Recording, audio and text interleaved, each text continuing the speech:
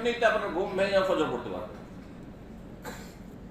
পাপের বোঝা হালকা করে নেকির পাল্লা ভারী করুন, নেকির পরিমাণ বাড়ান, সুন্নত নফল বাড়ান, জিকির আজকার বাড়ান। দেখুন এমনিতে আপনি তাহাজ্জুদ পড়তে তাহাজ্জুদের সময় উঠে যেতে পারবেন।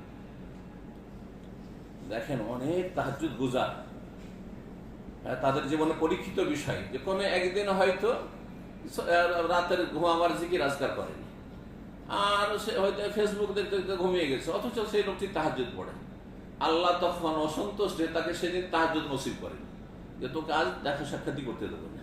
কারণ তাহাজ্জুদ বিশেষভাবে আল্লাহর সাথে, এমন সময়, এমন মুহূর্তে, মোবারক সময় আল্লাহর সাথে অ্যাপয়েন্টমেন্ট, যেই সময় যেই দোয়া করবেন কবুল হবে। ভোর রাত্রে ওয়াল মুস্তাগফিরিন বিল আসহার ওয়া বিল আসহারি হুম ইস্তাগফিরুন। আল্লাহ প্রশংসা করেছেন ভোর রাত্রে যারা আল্লাহর কাছে তওবা করে, ইস্তিগফার করে আর দোয়া করে তাদের, এবং এই সময় আল্লাহর মানে প্রথম আকাশে চলে আসেন এবং বান্দাকে ডাকেন যে তোমরা চাও দেব, তোমরা দোয়া করো দোয়া কবুল করব, তাই না, ক্ষমা চাও ক্ষমা করব। এই সময় আপনার ঘুম চেপে যাচ্ছে, তার মানে আপনার পাপ বেড়ে গেছে, যার ফলে আল্লাহ আপনাকে অ্যাপয়েন্টমেন্ট দিতে চান না। নবী রাসূলকে আল্লাহ পাঠিয়ে